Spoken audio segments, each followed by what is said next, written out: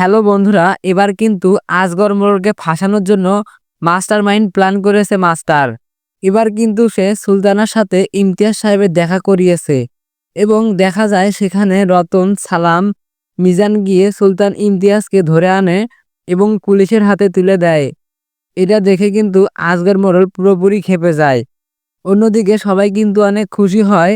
দেখা যায় করিম মোড়ল কিন্তু সে অনেক ক্ষেপে যায়, কেননা সে কিন্তু অনেক টাকা ইনভেস্ট করেছে সুলতান গ্রুপে এবং এইসব টাকা আছে বড় মোড়লের কাছে। সামনের পর্বে দেখা যাবে রতন কিন্তু তার ভাইদের উপর করা মামলা উঠে নিবে এবং এবার সবাই কিন্তু বড় মোড়লের বিপক্ষে চলে যাবে। আশা করা যায় ধনী গরিবের লড়াই নাটকের ৬৭ নাম্বার পর্ব আপনাদের কাছে ভালো লেগেছে আর আপনারা অধীর আগ্রহে বসে আছেন ৬৮ নাম্বার পর্বের জন্য।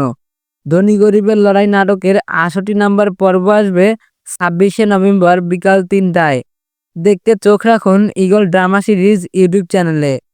আপনারা যদি ধনী গরিবের লড়াই নাটকটি পছন্দ করে থাকেন তাহলে অবশ্যই আমাদের চ্যানেলটি সাবস্ক্রাইব করে পাশে থাকা বেল আইকনটি অন করে রাখবেন, কেননা আমরা সবার আগে ধনী গরিবের লড়াই নাটকের আপডেট দিয়ে থাকি। তো বন্ধুরা, আজকের এই ছোট্ট ভিডিওটি যদি আপনাদের কাছে ভালো লাগে তাহলে অবশ্যই একটি লাইক দিয়ে পাশে থাকবেন। এই বলে আজকে বিদায় নিচ্ছি। দেখা হবে নতুন কোনো নাটক আপডেট ভিডিও নিয়ে। সে পর্যন্ত সবাই ভালো থাকবেন, সুস্থ থাকবেন। আসসালামু আলাইকুম।